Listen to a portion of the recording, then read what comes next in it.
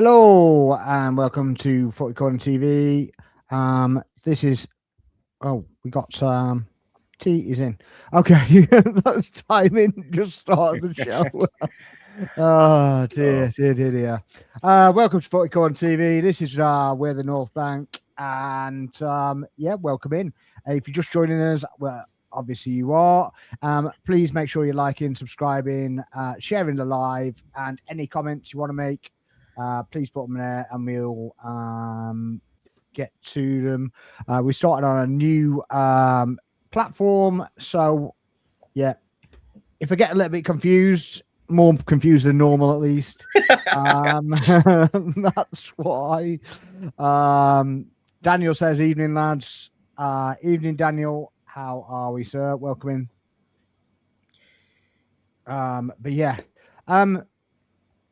Dom. How are we doing, sir? Yeah, very well, thank you. Very well. Bit of a rush to get here, but we got here eventually. Yeah. Bit of a tech issue, but we sorted it. We're all good.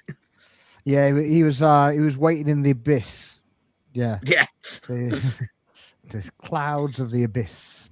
By the way, T, were you doing? I think it was Colo Torre from many years ago, cutting it so fine that you ran straight onto the pitch, straight from the dressing room, just after kickoff of the second half. Yeah. He got booked for that too. He's trying not to do the Abui where he gets on the field and gets booed off. So yeah, how are we doing, T? I'm good. Hope you guys can hear me clearly. Yeah. You're not freeze framing every 3 seconds as well, which is quite nice. So you can actually have a conversation without having the satellite time delay all the time. But there we go.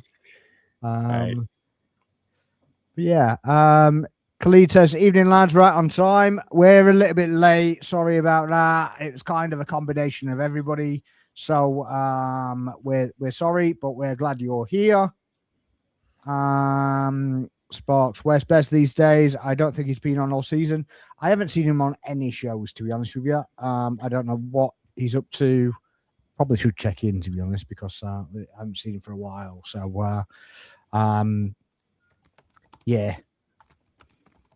we like getting led down garden paths every now and then.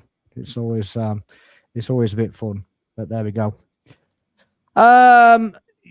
Where do you want to start? Should we start with the game? Start with the lineup. Let's start with the lineup of the game versus Inter.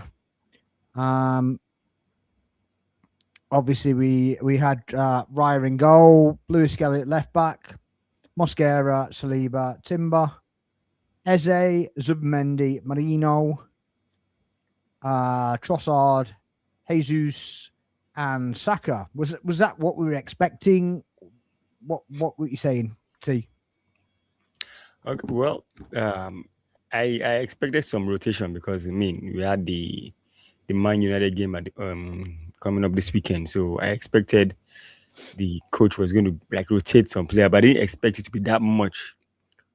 Personally, I thought probably Gyökeres would start because we all know that he gets a lot more space to operate in the Champions League, and also in the defense. Yeah, I expected a bit of rotation, but not. I didn't expect Gabriel not to start. Mosquera is back there, but I wouldn't expect that this would be the game that he will start Mosquera after his injury layoff. But I guess the coach knows best. He knows his players. He believes in them. So I expected Lewis Kelly to start because he's been playing the Champions League games. And all in all, I didn't expect Odegaard not to play. Actually, that was like a surprising. I actually expected Rice to have been on the pitch earlier. I maybe to start so to get the yellow card and get that one off. The moment I saw him coming in and get the yellow and go off. That's why I expected. The moment I saw him coming in, he's coming to get that yellow, and you saw it. He waited for that situation and just he didn't need that foul. They were not threatening. They were not going to score for me, but he just needed to get that yellow off his slate. So yeah, and it was definitely not on purpose. That one was it? No. I don't think Marino's was on purpose either. So I think Marino tried everything to get booked, and it was just so hard. Sometimes I hear this. Sometimes the referee knows that you want to get booked, and they deliberately don't give you that yellow card. They know you want to get booked, and it's like, no, I'm not today. So at the end of the day, it all worked out well. We got the 3 points. We more or less guaranteed ourselves top places in the group stage, regardless of what happens in the last match day, because we have the head-to-head record against Bayern Munich. So I'm sure we're going to be finishing top. So it's a good thing that one is taken care of. So the next game now is Manchester United. So the lineup was fine. I mean, our two strikers, they got on the score sheet. Jesus had a brace. Gyökeres scored a very fantastic goal. So I like to point out one thing. I mean, we all know what's been going on social media and everything. Like Saka doesn't pass to Gyökeres. Saka doesn't want to assist him. Man had to force Saka to pass to him and get the assist by force in that game. Like, if you're not going to pass me the ball, I'll make you pass me the ball. that was what the goal looked like.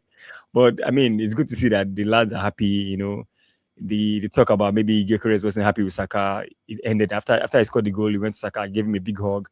So the thing is, the team is doing well all around. I mean, they're doing basically what we expect them to do, the bare minimum for them to be doing at this time of the season. Just see each game through, as in play the next game. So that's why I said the next game now is mind you. So just get it at home. The lad should be comfortable.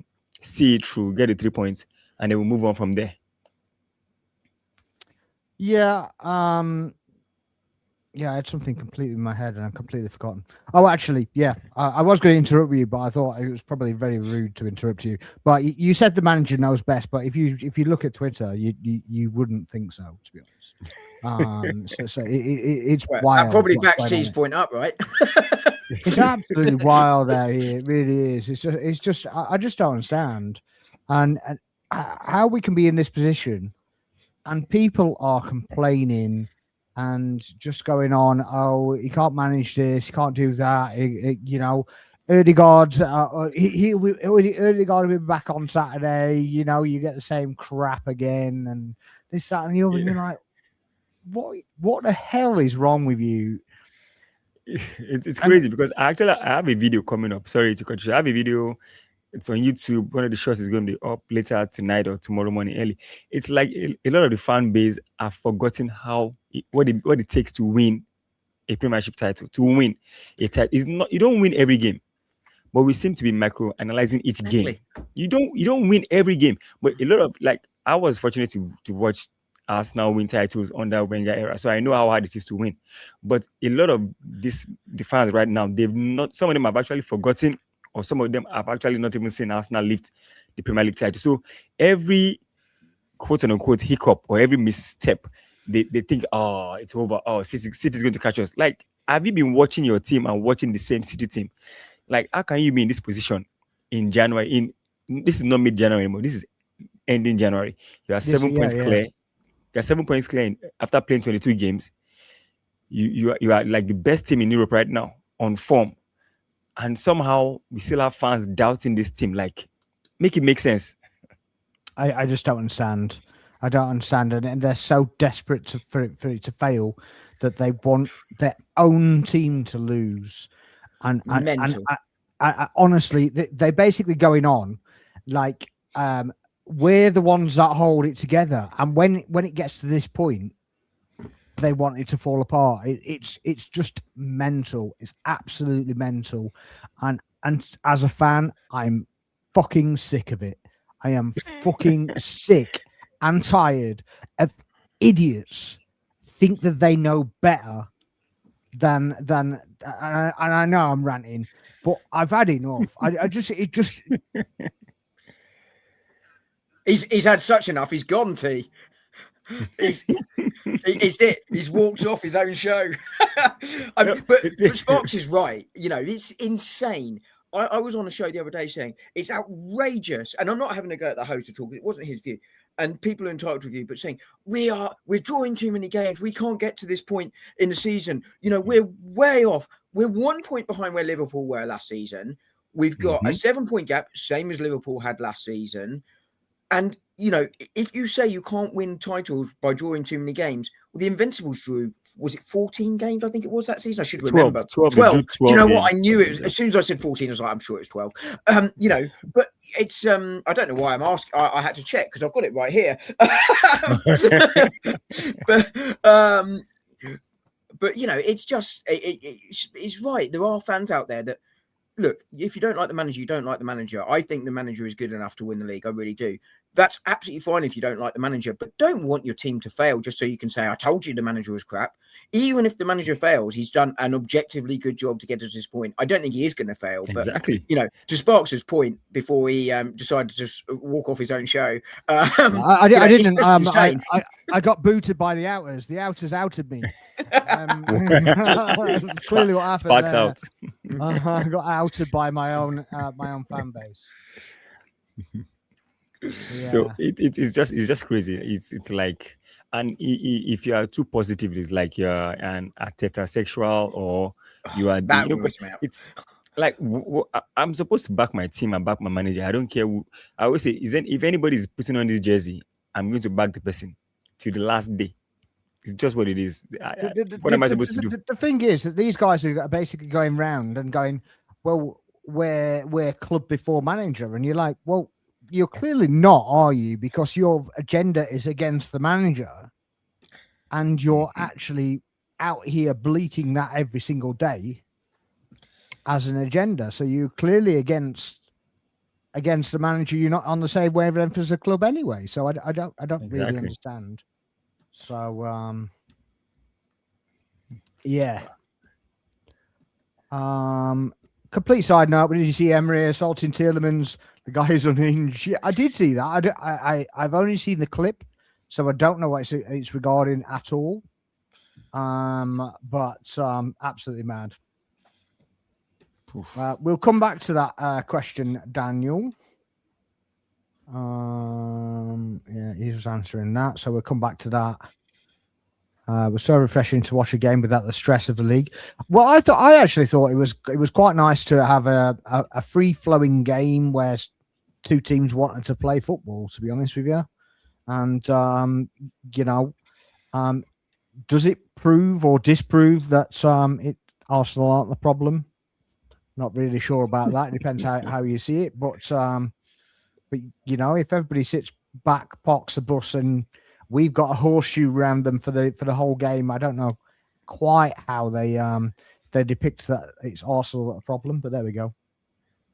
But the thing is, first of all, there is this narrative going on, and funny enough, I'm surprised it's the mainstream media that's pushing it, ESPN and the likes, saying that if when Arsenal wins the league, it's probably going to be tagged as the weakest EPL title race in recent history, because Arsenal is about to win it. So it's not the weakest. Somehow it's the weakest because Arsenal wants to win it. So now you look at that and then you be like, okay, it's the weakest, fine. Okay, but look at what Arsenal is doing in the Champions League. The league being weak, other teams being crap, doesn't take anything away from Arsenal being fantastic this season, because we've beaten the top team in the Bundesliga. We've beaten the top team in the Serie A. We went to the San Siro and won there 3-1. So it's not like Arsenal is crap. If every other team in England wants to be crap, that's fine. I'll take it. If they are crap every year from now to 2030, and Arsenal keeping in the league, fine. I'll take that. I don't care if they can't do what they need to do. That's their business. So that's the narrative. Now, I know before when the season started, it was like, yeah, it's Arsenal. We know they crumbled in December.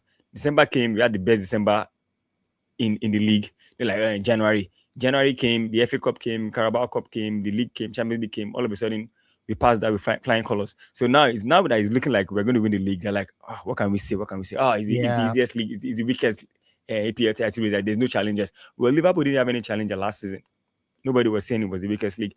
Pep won the league back to back 4 times in a row. Nobody called the English League the Farmers League. Instead, they were like, Pep is doing fantastic at Man City. Is the greatest manager in English, whatever. But all of a sudden, Arteta wants to win it now. Is the weakest league.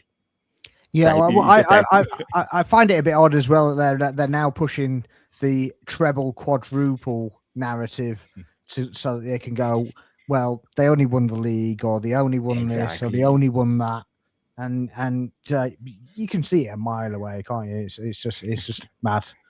But yeah. I don't know about you guys, but I led up to this game going, I really don't care. I don't care whether we win it. I don't care if we lose it. I honestly don't care.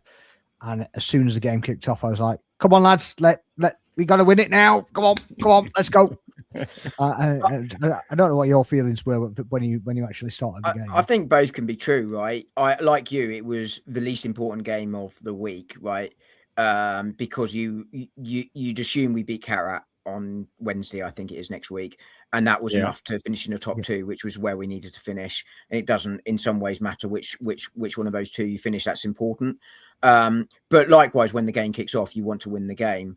But I think just back to that previous conversation quickly, I think, it does show the differences that Arsenal and others are facing, but particularly Arsenal are facing in the league.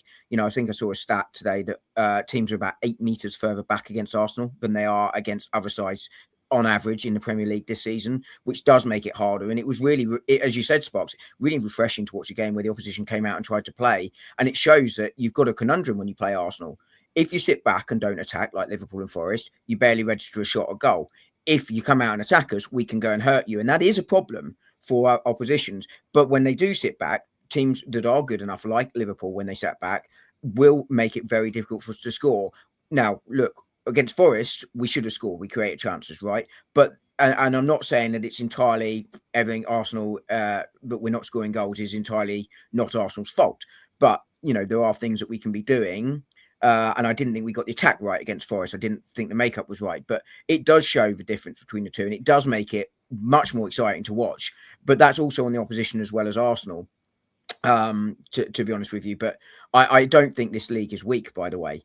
I think that sides like Brentford, particularly at home, very effective. Sunderland at home, very effective. You can go very far down the league and find teams, particularly at home, are very, very effective. I think last season, I don't think the league was objectively bad either. I think the biggest factor in the league last season was that Liverpool's main rivals were far more injury hit than Liverpool were. And Liverpool were really, really, really, really good in that first half of the season.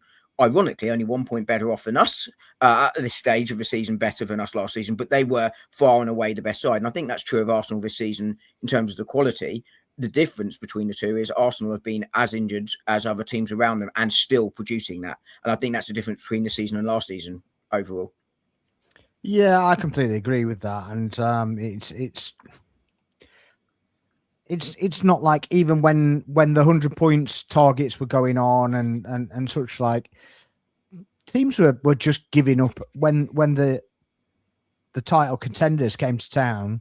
They were just like, well, we don't want to play. We've got other fish to fry, this, that, and the other. So we're not going to basically drop a whole performance. We're not going to waste our energy on these guys when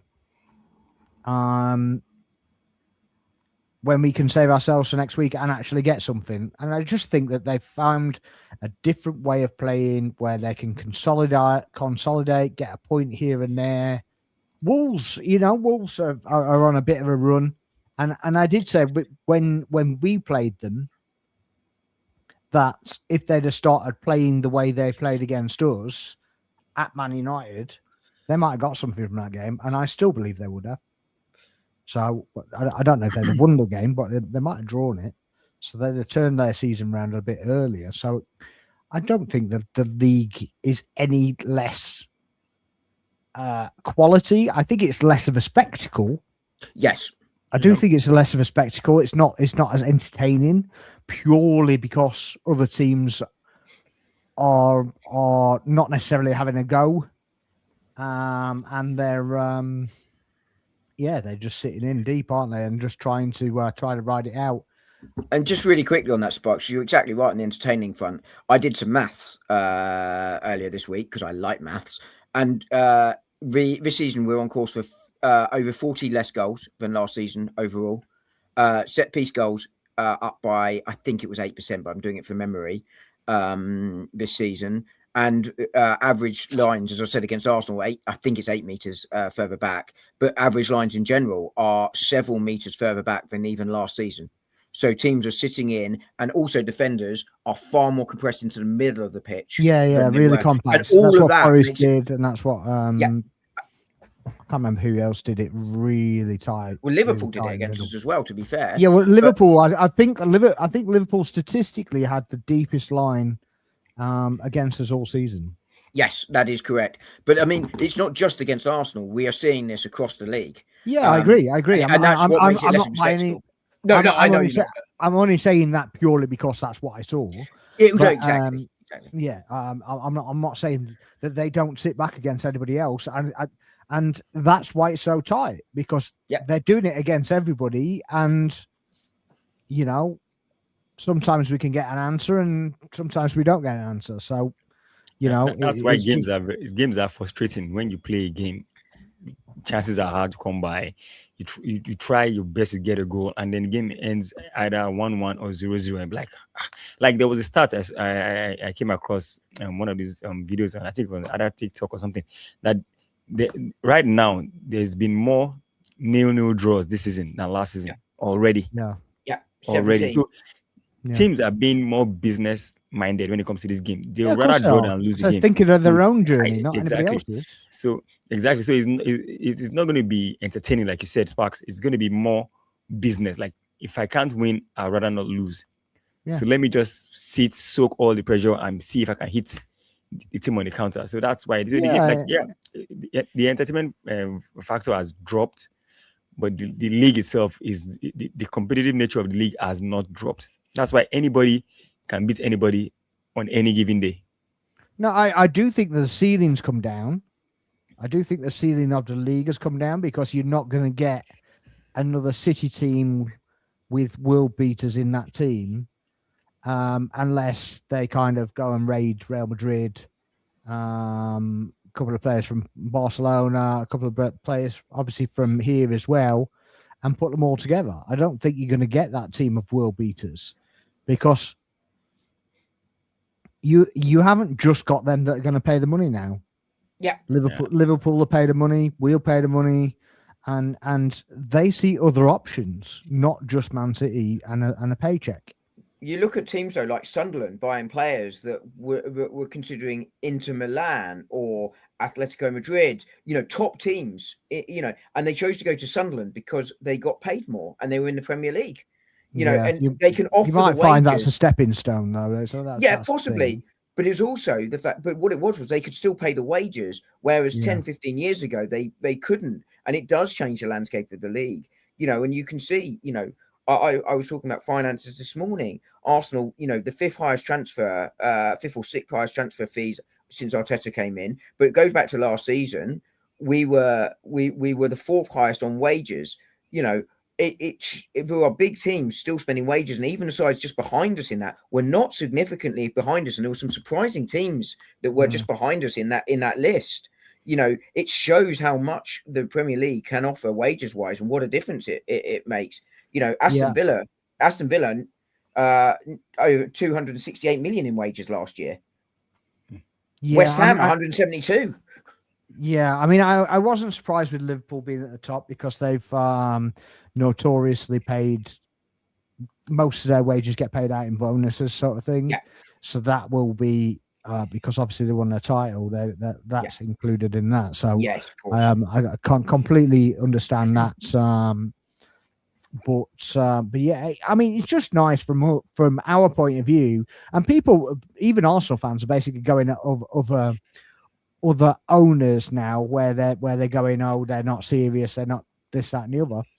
Our owners weren't serious until a few years ago, and this is where you basically get all these people from that seem to have the best interest of the club at their heart, and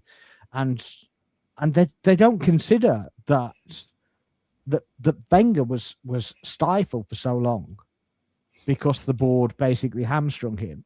They hid behind him. They basically took their money.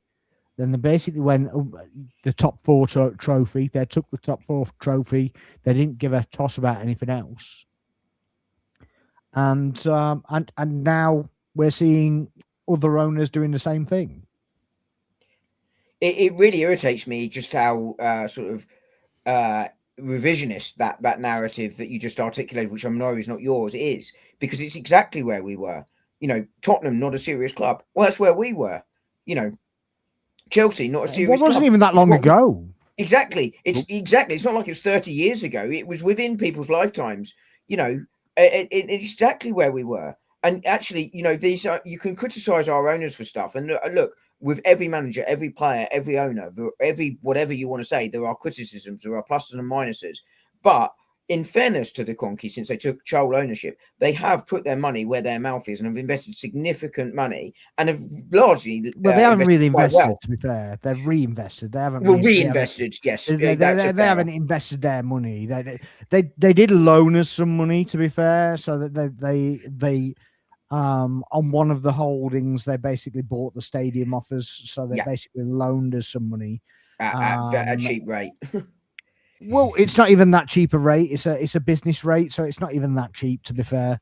No, I was being flippant because Manchester City. I know you're being flippant. I'm going somewhere. That's why I'm debunking it before it gets there. But yeah, it's basically all the City fans, all the Chelsea fans seem to have a problem with us borrowing money from ourselves and paying it back and showing it on our balance sheet and paying interest on it. But it's perfectly fine to sell your hotel to yourself. It's perfectly fine to sell your lady to yourself. Anything else you can find, maybe sell your grass. I don't know, but that's perfectly fine. Not to be charged for it. This, that, and the other. City have basically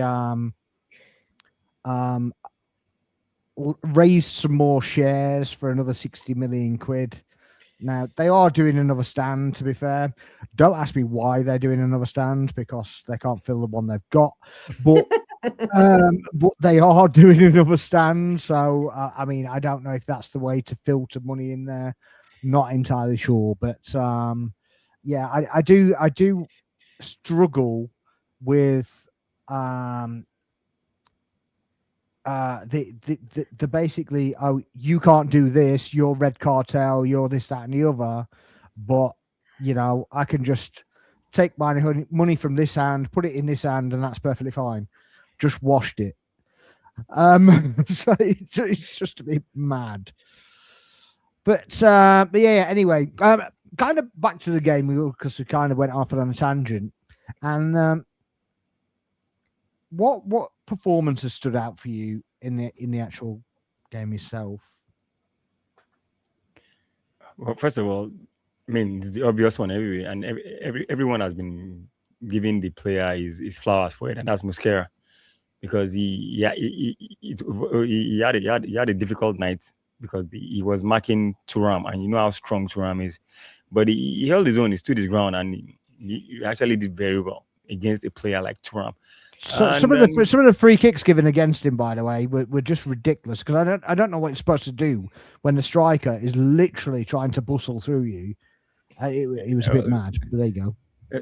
Some of these things, I put it down to like home advantage. Sometimes you get home teams seem to always get most of the 50-50 calls. So I just say, so long as it's not a penalty or a red card, well, we let it slide.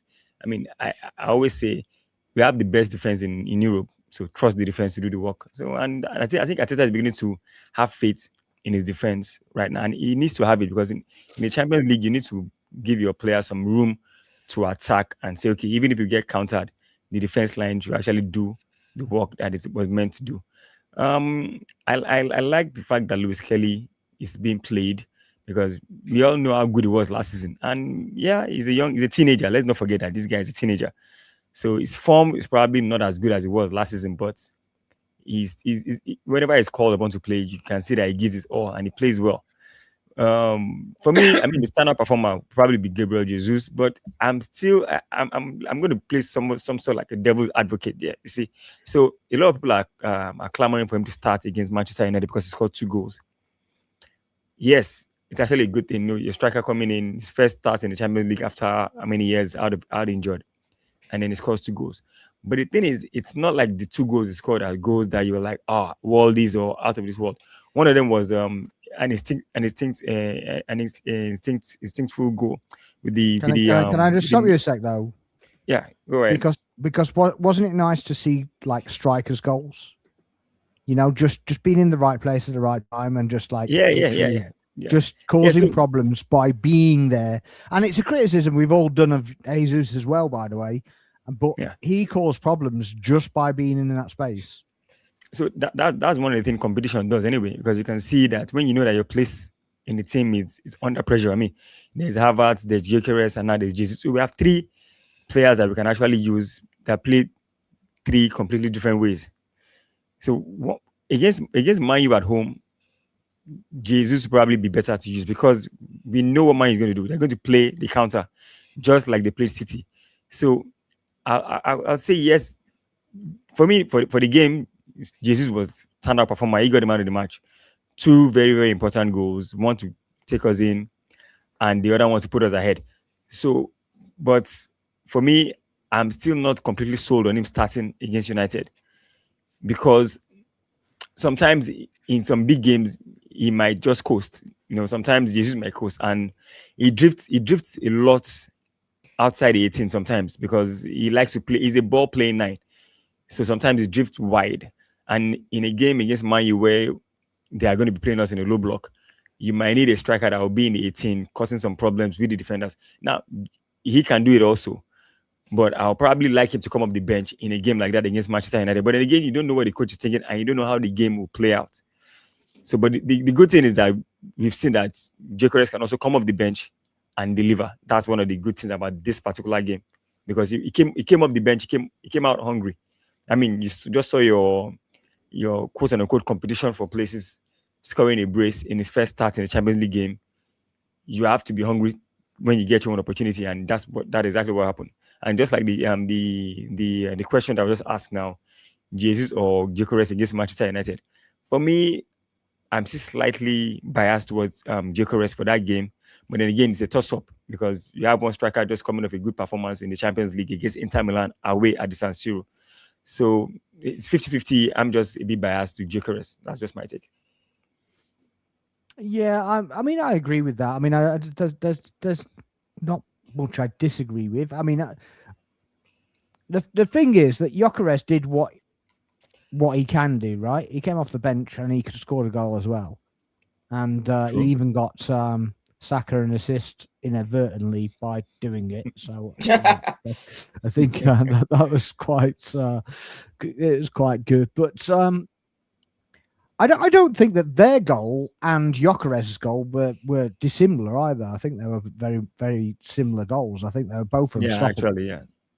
When you look at them, the way it kind of curled round a defender loosely, I guess, and just kind of came in just out of the reach of the keeper. They were very, very similar. I think there was probably a bit more power on the Inter one, but yeah, a bit.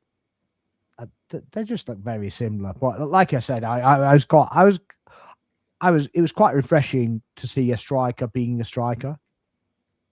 And then that ball from Martinelli was sublime, by the way. Yeah, absolutely sublime. And he's not getting enough credit because obviously it's not an assist. He didn't get an assist from it, but he should really. That should be an assist from him, to be fair. It's more of an assist than Saka's. well, that's it. I mean, I think. Have you seen the training videos, the striking training videos that they're doing today? Yeah. It's been making the rounds all over Twitter. Yeah, and it's quite telling actually that Saka has been missing these shots, and he's been doing it from dead ball, right? And they're basically going, no, it has to be rolled forwards, and then you go through it.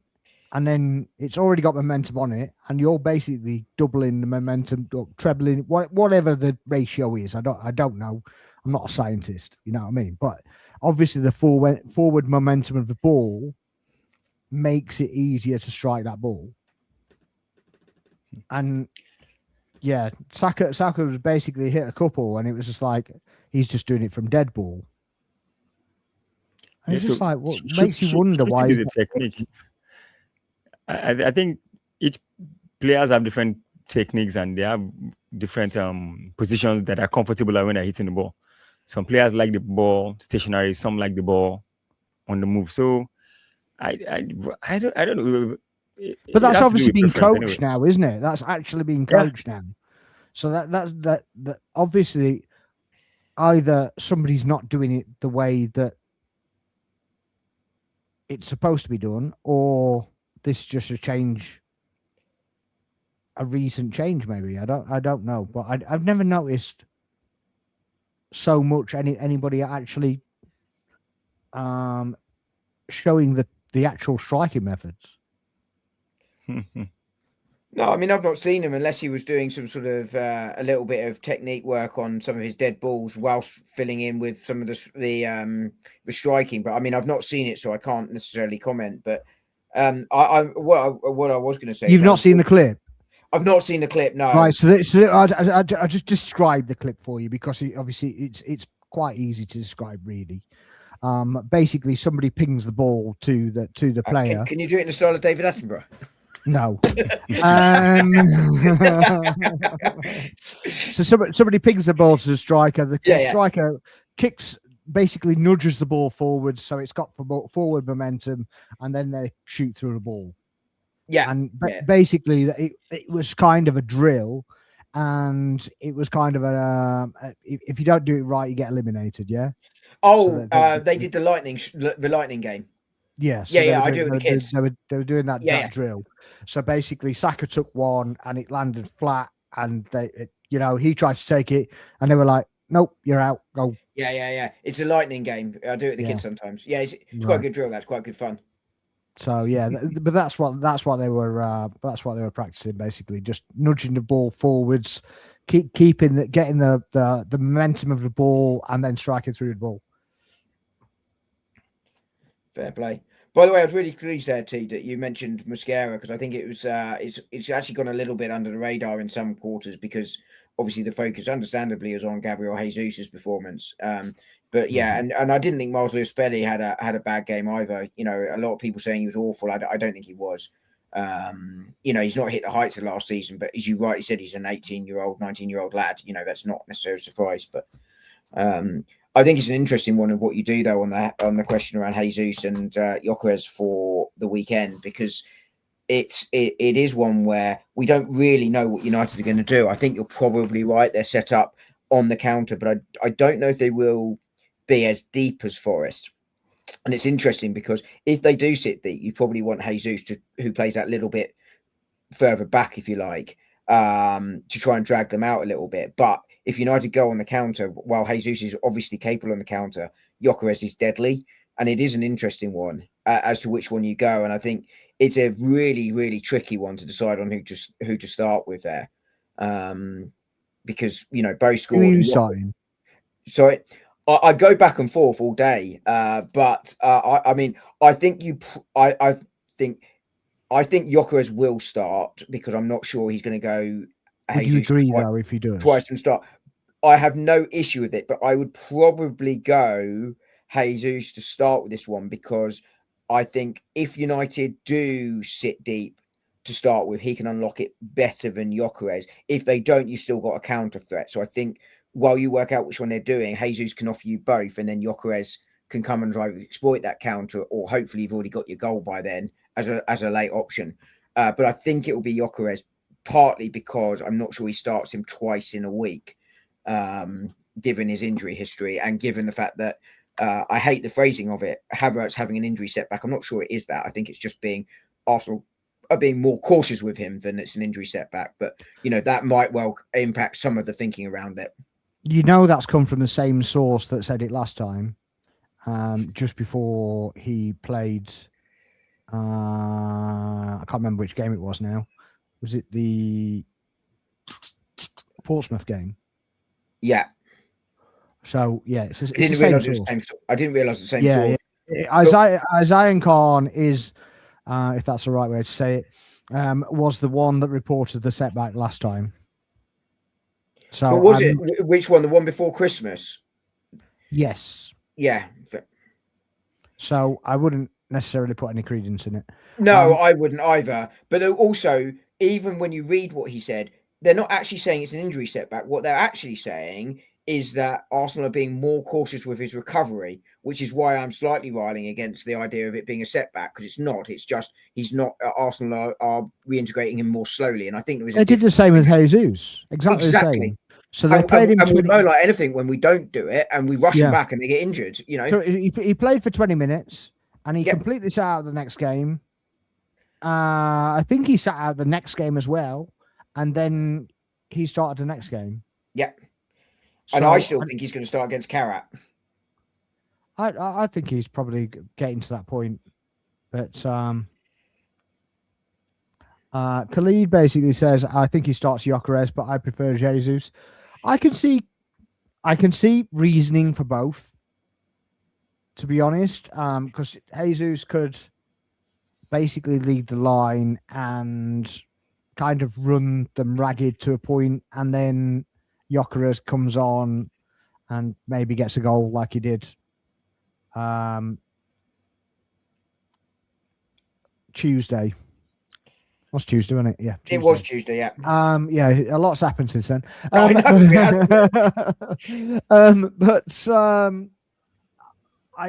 think that what generally happens, and I agree with you completely. I don't think the same player will start at the midweek game.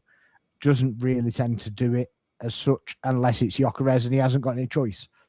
Yeah. I think he's just it just happened to get Jesus back.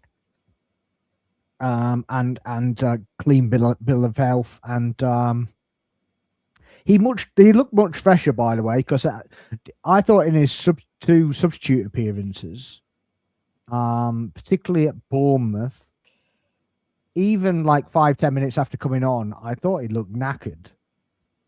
Yeah. So I don't know if you thought that either as well, but he just looked really tired to me, and I was watching him live, but I mean, and you can't always tell, but it was like a bit, it was a bit odd. It was a bit odd, but so he's come on at such a point, and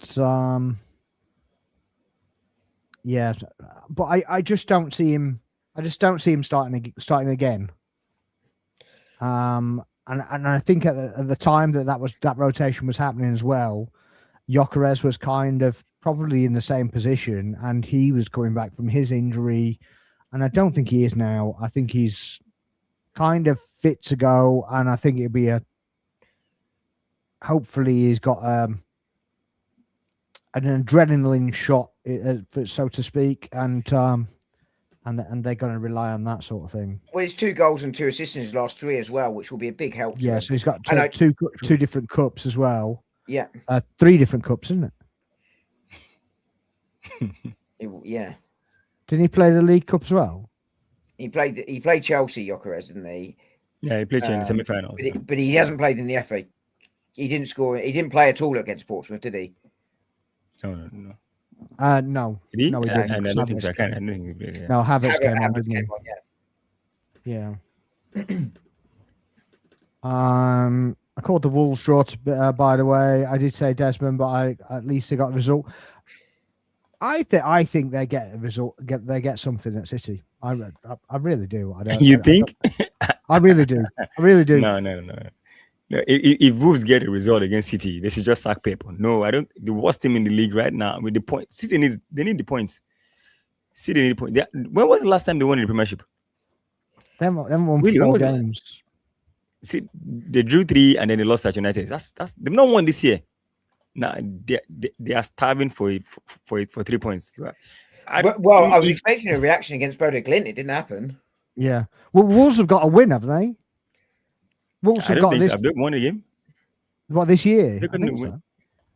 Haven't they? We need to check that. I'm not sure. I'm just checking it now for you. Okay.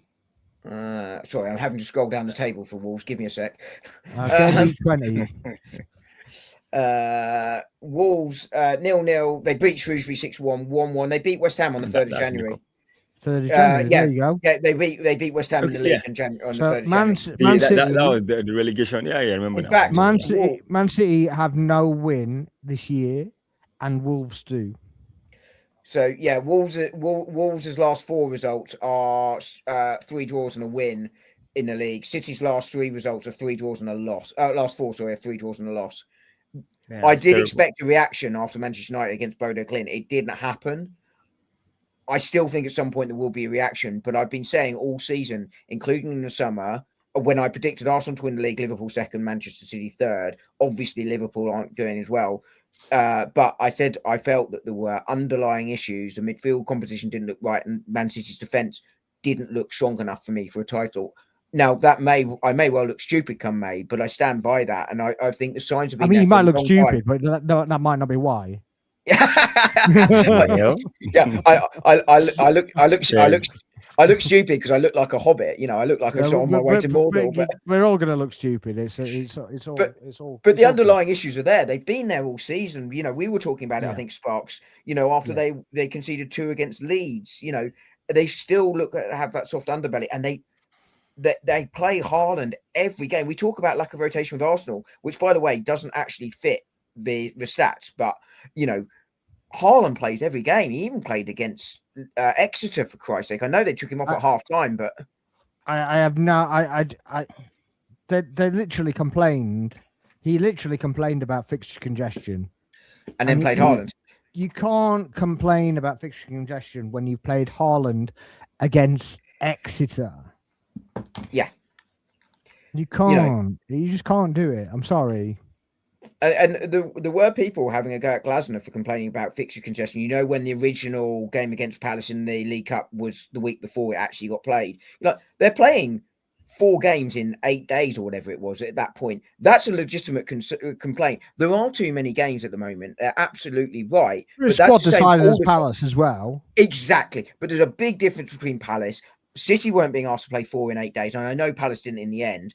But, you know, a squad like Arsenal and City, you kind of have to get on with it because that's kind of what it is going to be. Well, so do we. It's exactly the same thing, and we get ridiculed and basically say, "Oh, you've got this massive squad and this big depth and whatever." We know, but everybody goes, "Oh yeah, Man City injuries." Well, we've had injuries as well. I think we're second in the table of injuries. We are mid-table for injuries when you take out the contact injuries for every team. Then I think we're now just below mid-table because we haven't touched wood had any for a while, which means we're probably going to get a load now. But we've just dropped below that. A lot of our injuries have been contact, which is why we're so high. But also, you don't hear Mikel Arteta complain about it. He said we play every week. It's tough, but we train accordingly. And you know, or don't train at all. Or we don't train. Well, that's what I mean by train accordingly. We've just had 2 days off, right? We trained today for the first, I think it's today. But, we've done all that. And tomorrow. Tomorrow we're training, isn't it? Yeah, I've lost track of the days. It's completely confused me this week. Yeah, but Friday tomorrow. But we're doing all these sorts of things. And it's like, you don't actually hear him complain and say, look, it's crazy amount of games, but it is what it is. And you see him rotate. That it's an undeniable fact. It is not true to say, despite the people saying that he's not rotating. He is. Declan Rice again rested on Tuesday. Bukayo Saka hasn't played 3 games in a week, I don't think, once this season. No. I mean, this is a fair point as well. City played the Club World Cup. Yes, that is fair. But it's poor squad planning. And they've not had adequate replacements. I think that they're basically saying that this is a rebuild, this is a revamp, this is whatever. And yeah, it is. But when you've got an open checkbook, how have they let it get to this position? I just don't understand. It's not as if they're restricted on what they spend. They can spend whatever they want, whenever they want to. They literally can go into the market and go, I want you. So if they really wanted Gahey, why didn't they just go and get Gahey in the summer? Exactly. Sorry, T. Go for it. No, I'm just saying there's no excuse because they had the time, they had the summer, they had the money. City spend money. They spend a lot of money. They brought in a couple of players, good players. I think personally, I think it's just poor recruitment because remember when Berta and Ashita were going for all these defenders, Incapié, Musquera. You're like, why are we buying more defenders? Well, hindsight is 2020. Look at it right now. Now we know why we're buying a lot more defenders. Now we know why we have Norgard, we have Merino, we have Norgard, who stood in at centre back, by the way. Yeah, exactly. Not even in his position. You need to know the kind of season you're going into and what you need to see it through. The reason why Arsenal seems to be going all 4 fronts is because we have good squad depth And also we have quality players. They may not look like world-class players in the beginning of the season, but trust me, everybody is saying what everybody brings to the table in this Arsenal team. And then having the likes of what's it called, Gabriel Jesus back, Havertz back, just gives some sort of confidence and comfortability to the team that okay, I know that in this position I have at least if I have at least two other backups. No matter okay, whether it's been good or not, whether it's been a revolutionary revelation for us, he's giving Saka some rest. That's key because the last game, despite the fact that Saka didn't convert his chances and everything, he really balled out against Inter Milan. He showed level. So, and that's rest. When you rest well, I play basketball, I play football. There's one thing we do in basketball. You want to play a very very nice game. Rest your legs for 5 days. No training, nothing. Just rest for 5 days. Then go and play the game on the sixth day and watch the way you bounce. So sometimes adequate rest between games really help, and we are seeing it right now. That's one of the things we are seeing with this player, and that was why when we had those major injury hits, you could see it in the team. It affected the team against Aston Villa, the 2-2 at Sunderland. You could see that the injuries affected. But when the players started coming back, we got Gabriel back, we got Nkapie back, we got our defense line back. You can see that depth, proper recruitment really, really helped the team. That's why going to and getting Berta into this team was, I mean, I didn't know who he was. I mean, I'm not going to lie, I didn't know who Andre Berta was until we got him. But I mean, it's less than 7 months into the job, and we can see exactly why the board had decided, or the Arsenal organization decided to go for him. So nobody has any excuses. City, they have the money. Liverpool spent almost 400 million on just three players, if I'm not mistaken. Whose fault is that? Is that the league's fault, or is that bad recruitment in that side? So everybody had the opportunity to recruit. Well. So what? Yeah, but didn't they lose lost Tixie or whatever his name is? That Man City did, yeah. The guy that came Pep from obviously he went to came from Bayern Munich, but the guy from Barcelona was at Pep with him there. But you know, T's made some really good points there, and City and Liverpool have also spent more than us in the last 18 months as well. And both coming from higher bases. If you look, Liverpool have spent just less than us since Arteta came. City has spent more, both coming from higher bases. But I said in the summer, I didn't like Liverpool's window, and a lot of people laughed at me, which is fair enough because it sounds ridiculous. They've just gone out and bought Isaac and Ekitike and whoever else, Verts, etc., etc. But it lacked balance. I said it's a sexy FIFA football game window, right? Against Arsenal's pragmatic window.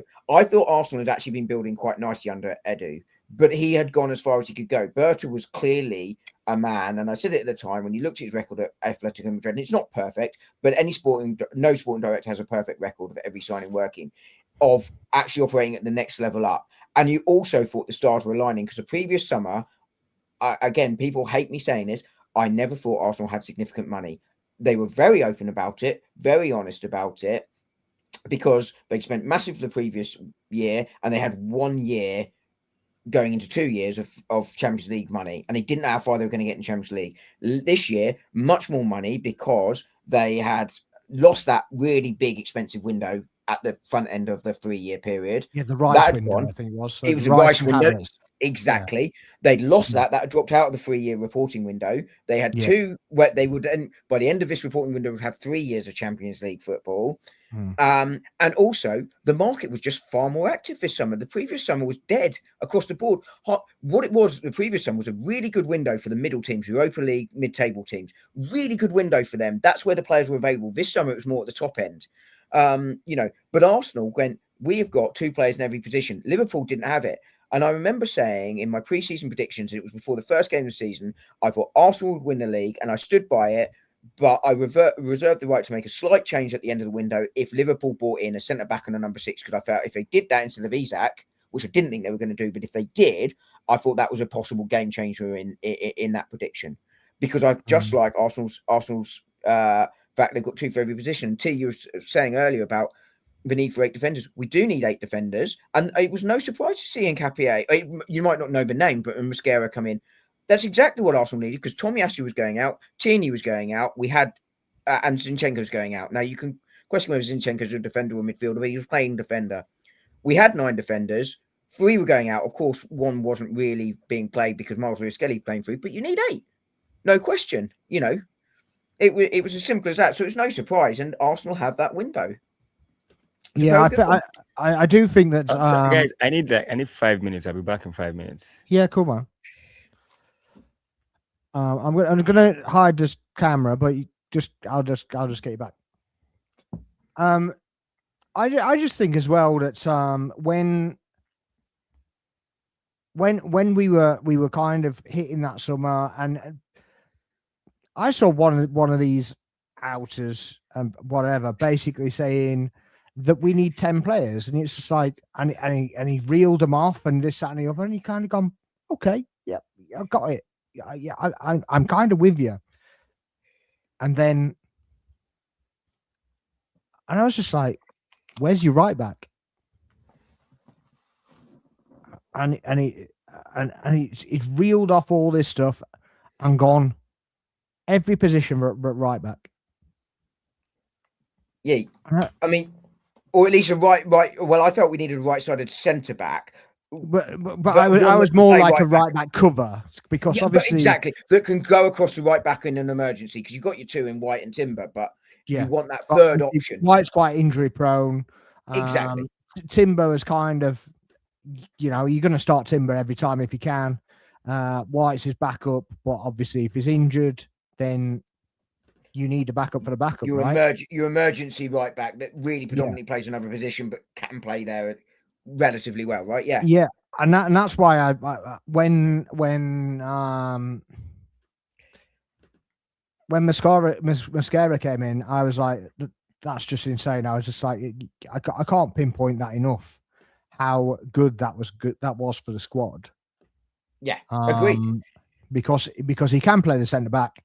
It's not a drop down to Holding. I'd actually seen him play.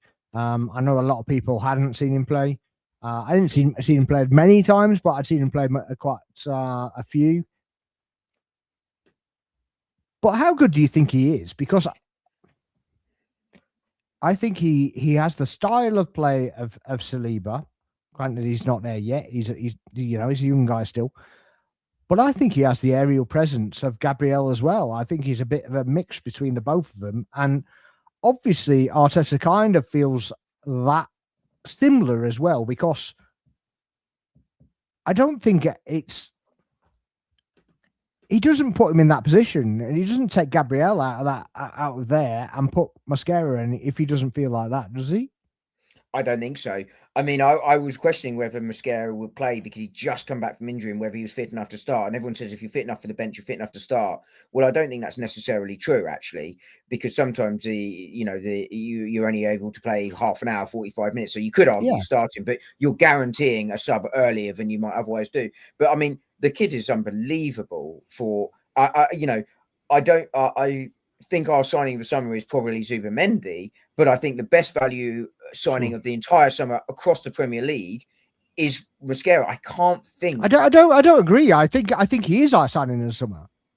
Well, I'm talking about in terms of the impact. I know you're talking about impact in the first 11, but I'm just talking about as a player that kind of went under the radar. Well, yeah, exactly. And when we haven't had anybody at right back, and all right, yes, he did get a knock and he was injured and whatever as well. Can't be helped with that one, but he's played at right back as well, and just not looked out of place at all. He's played right back, right centre back, left centre back. The only mistake people talk about is that conceding of a corner against Newcastle, which happened to lead to a goal. No one talks about it if it doesn't lead to a goal. And it's not his fault the goal came from the corner. And it's what I was just going to come on to say. I think he is the best value for money signing in the league. And I think he's going to be a huge long-term signing. So I think Zubimendi, as you rightly just pointed out, is the best signing we made in terms of the impact he's had. But Mascara is an unbelievable signing that we were so grateful for years to come. And you're exactly right. And his injury as well, by the way, was I think it was him. He was the freak one that jumped up and fell on his ankle and twisted his ankle, wasn't it? Or, sprained his ankle. Yeah. Which is just a complete freak. It was in training, wasn't it? Yeah, it was in training. No, it was in training or it was. No, wasn't it much? Or was it in? Are you talking about Mascara? Yeah. Yeah. Musquera was in the match. Yeah, I can't remember was the in the match, but match, he landed awkwardly on his. I think it was in his Okay. left ankle, and then he had to go out. Yeah, I thought it was in a warm up or something. No. The warm up was Saliba. Was Saliba that was warm up with Saliba. that had a knock. Training was Hincapié. Hincapié did something odd in training. He had a freak landing in training, and you're right. And then Mosquera was in the game. Yeah. Basically, we need to stop jumping in training. It's the only answer. it's the only answer, or just stop training altogether. Well, someone was saying it's all Arteta's fault. These injuries. I was like, what do you want him to do about contact injuries? You've got to train differently. How would you want him to do? Stop them jumping, stop them running. These are those 3 injuries all came from them jumping to practice their headwind, which, by the way, they do a lot in the game, and they've landed awkwardly. Well, he needs to teach them to land properly. Yes. Hello. But these are serious conversations, and they're not joking. Like, what do you have want? you have to ignore conversations. Yeah, like I know. Man, people are just dumb, man. I swear they're just dumb, or it's premeditation, where it's just like I say, we got to win everything now, or it's complete failure. Oh, if you don't win 8-0. Yeah. I mean, my friend Tim has sorry, just on that really quickly, Tier. My friend Tim does an NFL channel in the States, and he said, and it's a great quote.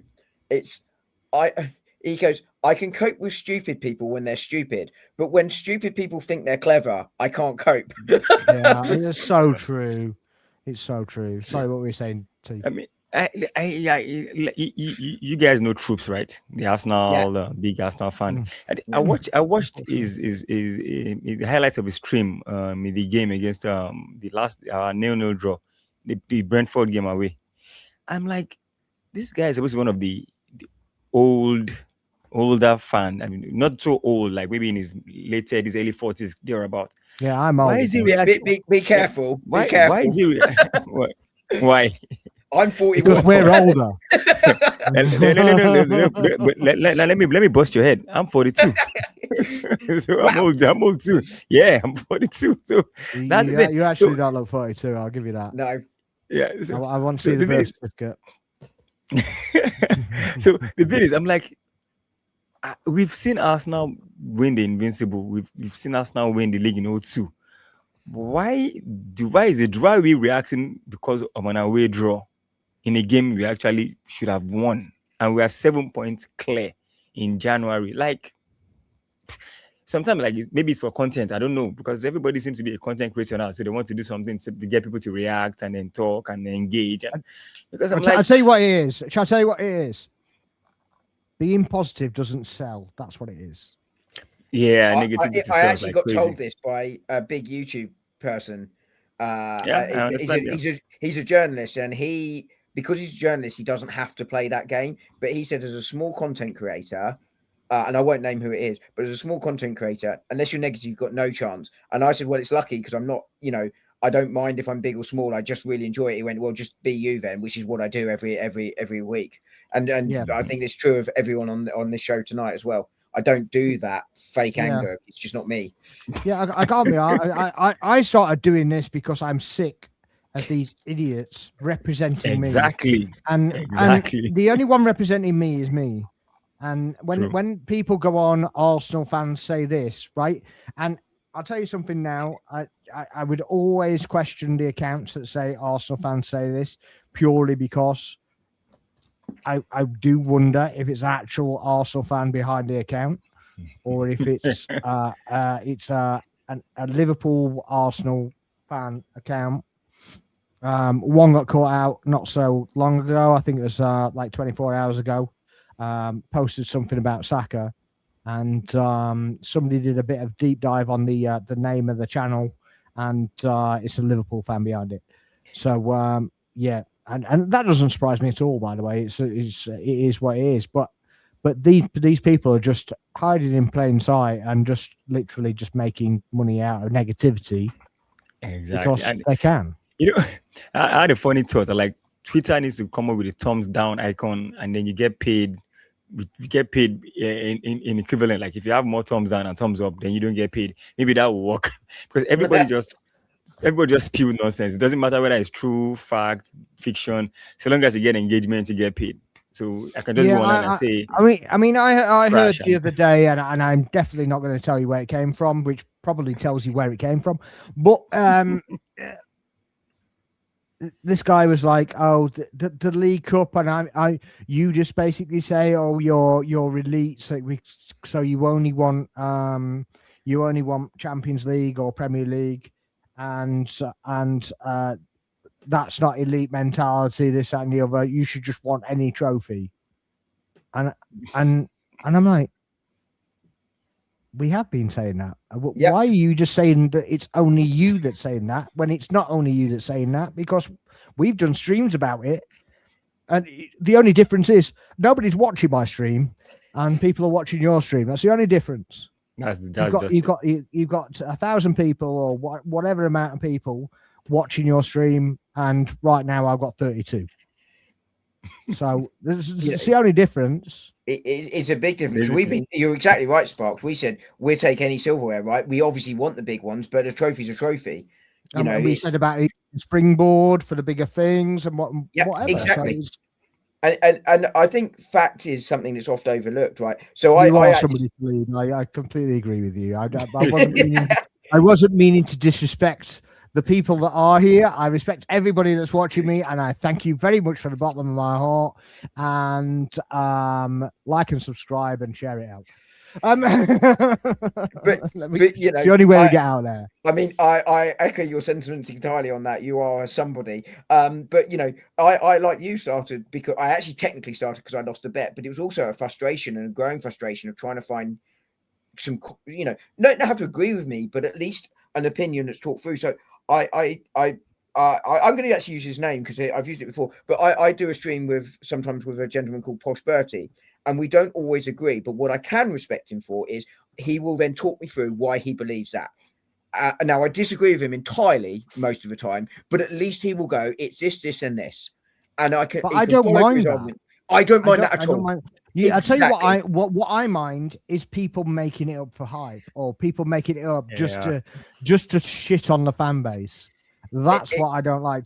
Just making it up to get paid. Exactly. Right? I don't. That's not for me. That's not what I'm about. I just want to be honest, and I've got my own opinion, and it doesn't go out to many people yet. That's literally the only difference. But no, generally I'm positive, so it's probably not going to ever. You know what I mean? What makes it worse now is that a lot of what is so-called, I call them finalists, not analysts. I call them finalists, pundits, social media pundits. So the major issue now is that the mainstream media now brings these same guys up on their show and then give them a bigger platform to continue to push the same narrative crap out there. So and you'd be like, wait, what's he saying? Like, seriously? And then again, I don't know, maybe it's all for I don't know, maybe it's, I mean, like, remember the time that, was it Gary Neville that said that Arteta had picked? I think that was 2 seasons ago. Yeah. 3, isn't it now? 22, 20. Yeah, 21, 22, wasn't it? Yeah, 22, 23. So he said Arteta had picked, like, he had taken Arsenal the furthest that he could. The thing is with that, I think he was partially right, but I don't think he was right on Arteta. I think he was right on Edu, and I think he was right on the board. I think that's where that kind of went to, the ambition that came from within the club.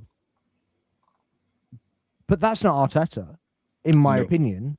I mean, obviously. And I will say that when we were hiring a manager, I didn't want Arteta. A lot of us didn't, because we didn't know him.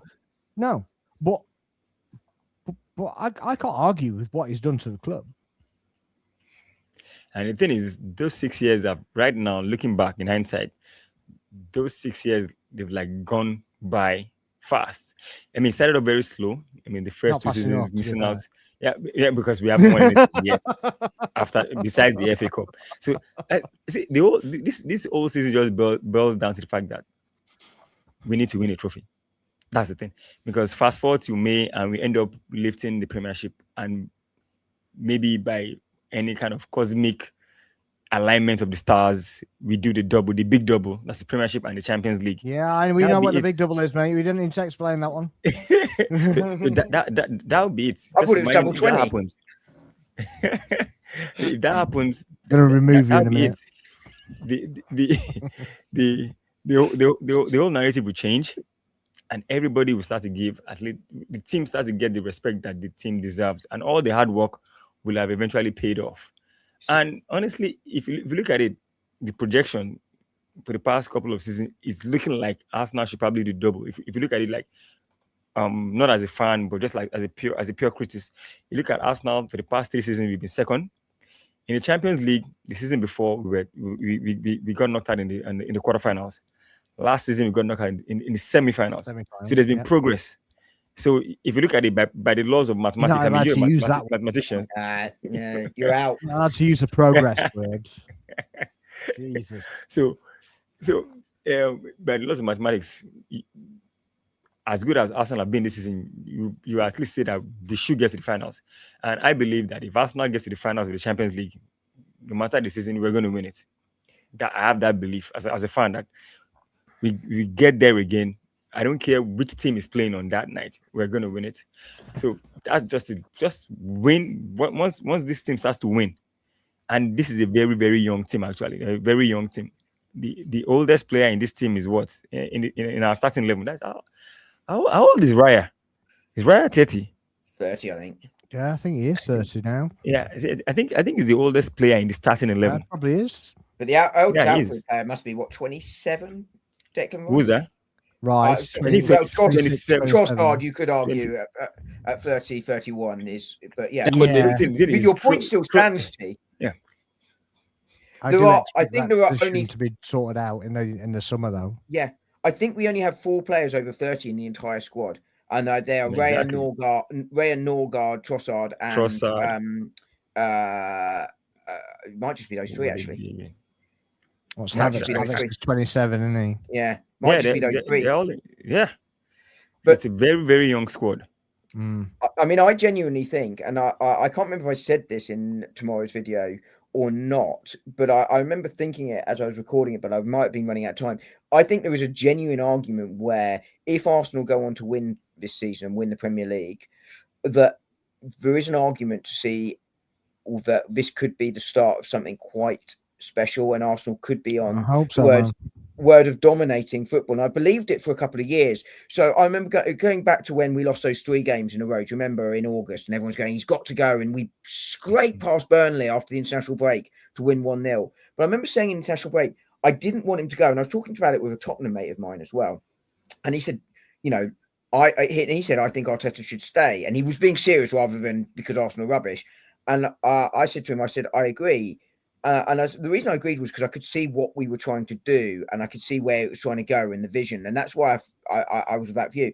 And I think I've kind of seen it develop over the last few years to the point where I just think this is building towards something what could potentially be quite special. I really, really think that. But what I think will happen, and this is slightly where I disagree with you, is that if we do see success, I think some people will be like, do you know what? I was wrong. Fair enough. I think from that point, I think you're right. Where I think I disagree with you. I think there is going to be a core within our own fan base. Obviously, other rivals fans will have different views, but it's kind of what football is. But within our own fan base that will move the goalpost. Yeah, but he only did it because, we'll thrive into that narrative, which is incorrect. But City were rubbish. Liverpool were rubbish. And can he do it again? And then move the goalposts. I probably don't mention names here, but I have a couple of names in my top of my head. I do too. Yeah, I was in a group chat, right, and after the Forest game, this guy basically said, and it caused me not to comment, right. This is how bad it is because I always comment. I'm like a dog with a bone, right? But I always got to be. But I was like, I can't even comment. He basically said that Arteta should be replaced even if he wins the league. Are you okay? Are you really okay? We haven't won the league for 22 years, and you want to sack the manager that just took us there. I'm just like, oh, just grow up, It's just drop the agenda for a minute. SJ says, evening. How are you, sir? Guys, if you're in here, please make sure you're dropping like and subscribing to the channel. Appreciate you all being here. Khalid says hi as well. I really hope so. We can end an era of dominance and dynasty. I hope so, man. I hope so. I think we've earned it. My problem is that let me say I'm not an Arsenal fan. I'm just a football fan. So let's look at it like critically and say, okay, Arsenal, can you just hang there and hold that thought purely because I've been trying to do something for about half an hour and we've gone all the way around the houses. We got to where I wanted to go. And I just want to stop it before it goes round again and we have to go back to where we were, right? So just hold that thought. I'll be quick, right? But what I wanted to say was obviously we beat Inter. Obviously we top the group now.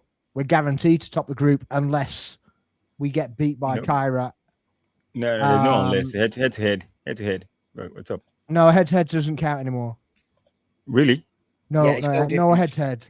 No head to head. So it's basically still needs a big swing. It's a massive swing, but first off, it's obviously points, then it's goal difference, then it's goals scored, then it's goals scored away from home.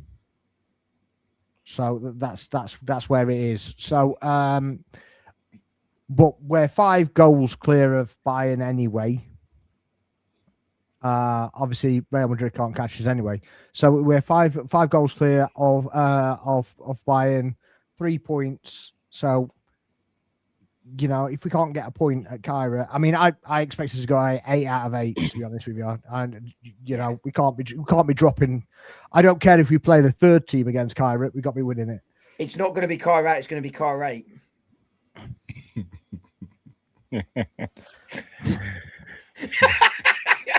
I swear, it's normally my job. That's normally my job, man. Jesus Christ.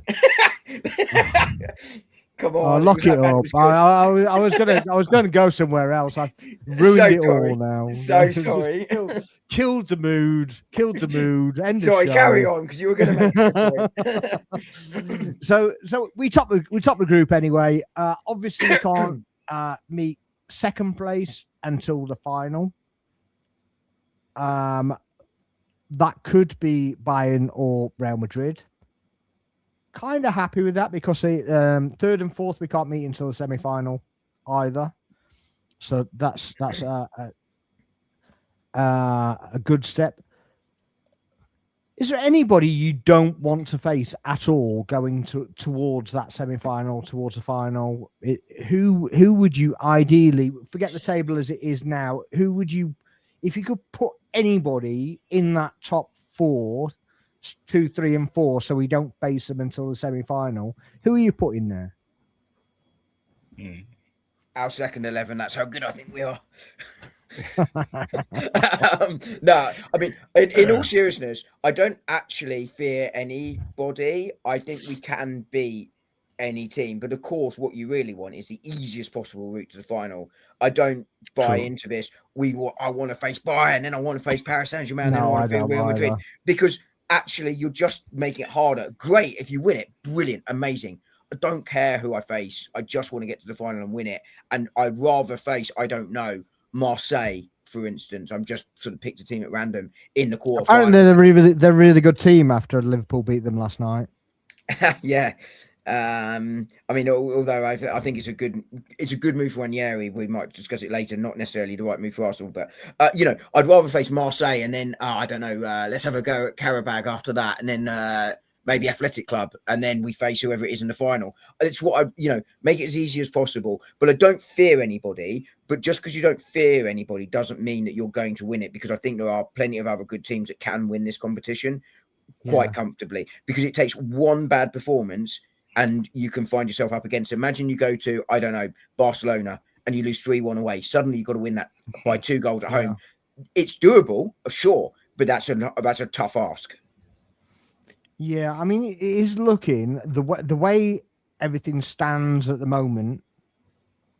So I'm looking at the road to Budapest like a it's a set out, but there's nothing set out in stone because obviously it's still flexible with the eighth game to play. But There are a lot of strong teams down the bottom of that table. Lots. You have Juve, Inter, Atletico, Man City. A lot of teams that can cause trouble anyway. right, so Yeah, the way that we are now, we can only go against 15th, 16th, 17th, or 18th in the table. So whoever finishes that's in the first knockout stage, right? that's in the qualification stage as it is, because obviously 2 of those be gone anyway. Mm-hmm. Well, 3 of them are gone, wouldn't they? Because we'd be one side, they'd be the other. So see, obviously you can only face one of them. And you would probably say that's it'd either be Galatasaray, Juventus, or Dortmund. You'd fancy us to get through that, wouldn't you? Yeah, 100%. What is interesting as well, by the way, and I've only just noticed this. Manchester City are the bottom placed English side in 11th, right? Yeah. But the other 5 are all in the top 8 as it stands right now, and yet the Premier League is the weakest ever. Yeah. Well, I was going to say that when you were talking about that, but I was like, sorry. No, it's fine. I was kind of saving it for this this section. But SJ said Liverpool, Barcelona, and Bayern teams I prefer to avoid over 2 legs. Who would you want, SJ? Who would you want in the final if that was the case? Then, which team do you think would be in a one-off game? Which one would you pick out of that? Because obviously you're only going to play 2, and I still think Liverpool are going to be out by then anyway. I do too. I don't fear Barcelona, bizarrely, which is, again, might make me look silly in April when we draw them in bloody lose. But I'll tell you why. Because they play a very high line and they play a very open game. And I think we are very good defensively. And we saw, again... They're very clinical, though. That's the problem. They are clinical. But very clinical. We do not give up a lot of chances. But we are very good when teams come and play against us. We saw that even last season when we were struggling, but we've seen it several times this season when teams have come out against us. I'll say this though. I fancy my Arsenal team against any team in Europe in a 2-legged tie, knowing fully well that the second leg is at the Emirates. Any team. The finals is a different case. It's a one-off game. Finals, you can create all the chances and just somehow, some way, nothing goes in. But in a 2-legged tie, I don't think anybody's beating this Arsenal team. That's why I fancy this particular season that we probably will get to the finals because of that solid defense and the core of it. And if anybody dares to play, like I said, if anybody plays the high line against this team, they're going to get punished 9 times out of 10. Yeah, I kind of agree, and I think Barca are I think they're very beatable. And Actually, yeah. And to be honest with you, if I'm picking a team for the final, that's what I'm picking. That's the one I'm picking. What you wish for, though. Yeah, I know, but it wouldn't be a crap game, is what I'm saying. It wouldn't be no. A blocky, an Inter, or obviously they didn't do it to us this time, but because they needed the points, right? In a knockout game, they're still going to do that. The 2-legged thing, they're still going to do that. But I don't think Barca are doing that, and I'd rather play Barca a one-off game. Yeah, I think the one-off game. I think the players are up for it. They're literally just, yeah. I actually want Barca in the final if that's the case. I mean, to be honest with you, I want somebody crap in the final, but it's not going to happen. It's the final of the Champions League. Well, I hate to break you, Spurs, but Spurs aren't making it there. Yeah. But I mean, Khalid's right here, right? You know, they have match winners in Yamal, Pedri, etc., etc. But it's defensively that high line, and I just rate our Yeah. defenders. But I've just read, by the way, a stat just going off Arsenal really quickly. This is quite amazing. Nottingham Forest have tonight become just a second team, and I'm amazed there's two teams in UEFA European League history to lose a match without facing a shot on target and miss a penalty, score an own goal, and receive a red card in the same game. What? I can't believe that's happened before. I mean, that's mental. Wow. It's the fact it's the second time that got me. That is mad. So who The got the own red goal card? came less than a minute, just over a minute after the penalty. Yeah. Mad. But I keep hearing a certain. I don't know if you watch Forest Fan TV. Wolfie from I'm Forest Fan not TV. a religious watcher. No, and I watch the odd game because it's quite funny watching his watch-alongs. Because he started off by saying, "No, we don't moan about refs," but you spent the whole thing fucking moaning about refs. So I find it quite funny, to be honest. But the thing is, they're still going to go through, aren't they? Wait, how do you miss a penalty in the 53rd minute and then consider an own goal in the 54th? Yeah, Elliot Anderson sent off in the last minute, but their fans booed them off. They've been booed off. I think that's so harsh on what Sean Dyche is going to do. That Sean Dyche will keep him up, and they were a mess when he came in. True. The thing is, though, you can't. They obviously went from Dyche, went to Ange. Went from Nuno to Ange to Dyche. And yeah, it's a bit of a roller coaster for them, isn't it? To be fair, they've done a Ronan Keating there. And life is definitely a roller coaster. I can't believe they've booed him off. I mean, I don't know how well they played on the night, but well, they obviously different gravy, innit? Different gravy. Yeah, I mean, the other thing as well is that Manchester City on course for an extra 2 games as it stands as well. Just, well, this is the thing, and they've got injuries now already. So, and the only bonus for them in that is that the 2 new players can actually play in the playoffs. Yeah, and I'm not sure that should be the case anyway. Because this is why this new format is actually it's a bit more competitive because it puts you in the grinder. Rewind some 2-3 years back when it was still the old format. City would probably have qualified after playing 4 games, and then rested their players in the last 2 games of the group stage. But this is January, and they still have to put up their best team in order to give themselves the best opportunity. Because now, imagine City crashing out in the Champions League back to back because of the new format. Because it happened to them last season against Real Madrid. Well, yeah, they played Real Madrid in the playoff, didn't they? Yeah. So they can play. Who can they play in a playoff right now? I mean, obviously it's up for change because obviously it's not set in stone. But if they finish 11th, they can play and the other 3 finish in the same position. They can play Atletico Madrid, Monaco, PSV. With the way they've been playing, any of those 3 teams can actually knock them out. With the way they've been playing. Yeah, so obviously they split up so that one, it's whichever way around it is. But yeah, Let's Go Madrid is right now. I'd fancy them against City. True. Yeah. Yeah. PSV. I'm not sure. Monaco. I'm not sure. But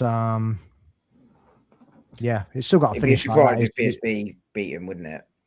As you say. Yeah, I mean PSV have already won their league though, and I think they're like 19 points clear in their league. It's ridiculous. Proper farmers league. It's like the earliest time it's ever got done, apparently. Wow. Wait, that's crazy. 19 points. I'm sure it's 19. They're on about. It's not quite 16 points, but 16, very close. Still, it's not bad, is it? Not bad. Their goal difference, bizarrely, is only 16 better than Feyenoord, who are in second. Feyenoord, that's Van Persie's team, right? Yeah. Yes. Yeah. And his son plays for him as well. And he came on the other day. He scored 2 goals and they're still lost. Oh, yeah. How are you 16 points clear in January? Mad, isn't it? Oof. The last time stuff like that used to happen was back in the Scottish League, way back then with Celtics and Rangers. Yeah. Where Celtic would be leading Rangers. Celtic would be leading Rangers with like 10 points, and Rangers would be leading the next person with like 12 points. It's crazy that league. It happened even more when Rangers got kicked down the leagues, and so it was just Celtic. Yeah, Celtic just drew as well, didn't they? Tonight. Yeah. They're on court. They're just going to squeak through at the moment, Celtic, but they're in 24th. Yeah, I mean, but there's still another game to play, right? So they could sneak out. Yeah, I don't know who their last game is. No, I don't either.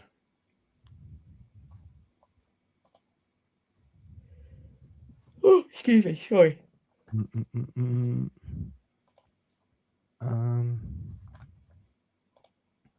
Yeah, I can't find his fixtures matches. Hold up. Utrecht. Yeah, Utrecht is the other one, 29th of Jan. So if they don't win that, there's something wrong with them, isn't there? You'd have thought, yeah. Are they at home? Yeah. Yeah, Utrecht have got 1 point so far. Yeah, so as I say, if they don't win that, there's something wrong with them. What do you make of? Have you seen Jermaine Pennant's comments today? I just saw it just before the stream. I saw it on Twitter where he was saying he fancied Liverpool to win the Champions League and he fancied Liverpool to beat Arsenal in a two-legged tie in the Champions League. Pennant played for both teams, right? Yeah. I mean, he played for Arsenal. I mean, he scored that famous hat trick where I can't remember who was the other player that scored a hat trick in a 6-1 victory way a long time ago. He scored a hat trick. The other player also scored a hat trick. So it was just two goal scorers then. Like that was like his highlight as an Arsenal player back then. The thing is, like, just goes back to what I said because they were talking. He was talking about Liverpool and the dude, what's his name? Was he O'Hara that was interviewing him? He was O'Hara, yeah. You had to put Arsenal in the conversation. I'm like, you're asking him about Liverpool, but you just had to put Arsenal in the conversation. Like, why? Yeah. Like, why? Well, I mean, Arsenal are favourites on there, to be fair. So I kind of get the placement of the point. But what Pennant said was basically because they've got heritage in the competition and they've won it 6 times before. Yeah. And you're like, well, yeah, but those players that play for the club now and the manager and the staff, they haven't won it 6 times, have they? Well, I was going to say, Nottingham Forest suddenly bigger favourites for it than us because they've won it before. Well, this is kind of I get that they've done it before. I have no problem with the done it before bit. But they didn't win it 6 times. PSG never won it before. They won it last season. Yeah, but I understand that they've won it before. I understand that they've still got players in the squad that have won it before. I completely get that. And if you stop there, then that'd be fine. But you can't put, we've won it 6 times when none of the players in the squad have won it 6 times. In fact, there are 6 players in the squad that have won it once. Yeah. And the rest, most of the rest haven't even won it before. The rest of them haven't won it. So it's like, well, I get it. They've got experience of getting over the line in the Champions League. I get that. But you can't say we've won it 6 times because they haven't won it 6 times. You know, someone actually even said in the comment section, like, Madrid won it 15 times. They got battered home and away by Arsenal last season. Where is the heritage then? So I think I mean, I understand the history of football and everything. I mean, there's this particular history. They say nobody gets into the Champions League final for the first time and win it. You have to have tasted defeat in the finals, then come back to win it. It happened with Chelsea, happened with Arsenal, but we've not been back there. Happened with Chelsea, happened with City, happened with PSG. PSG. All those teams tasted defeats in the Inter. finals, then came back to win it. Yeah. So the thing is, I understand where history, heritage, everything can come to play. But then again, you have to look at the team you're talking about, the form. Because if we're going by heritage all the time, then it should be AC Milan. I mean, it should be AC Milan and Madrid that should be playing the finals most of the time. Yeah, exactly. Every single time, Exactly. And nobody can knock them out ever because they've got the Exactly. heritage. Well, it doesn't make any sense. It's just like, I can understand. I mean, by that logic, nobody who's never won it before will ever win the Champions League. Exactly. Which we've already proven that that's wrong because PSG won it last season for the first time.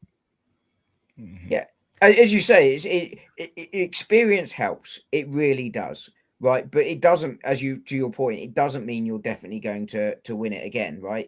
And it's not the be all and end all, is it? No.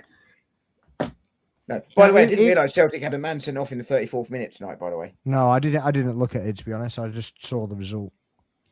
So yeah, especially when you hear that people that support Rangers and Celtic basically you put that team in the Premier League, finish top 4, top 6, top whatever. They're winning it within 5 years, aren't they? Yeah. No chance.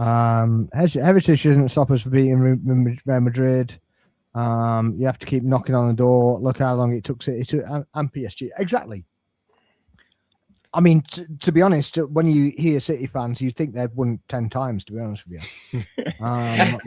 But they literally won it once, and that's with the best team in the world, apparently, and all right, you've got to build up to it. Yeah, I completely take that point. The experience of getting over the line, or as you say, getting to the final, tasting the defeat, and then coming back stronger and doing it again. Completely take that point. But yeah, I think using the 6 times and using the 15 times, as you said as well, I think it's completely misrepresenting. You go to the current squad and you go, in that squad, they've won it once, they've won it twice, whatever they've won it. And then you can use that as a barometer. You can't use the 6 times as a barometer if they'd done it 6 times back to back and all those players are still in the team, or even one of those players is still in the team, and it's the captain, for example, then I can understand representing the point. But it's just a nonsense assessment from my point of view. I don't know if you agree with that.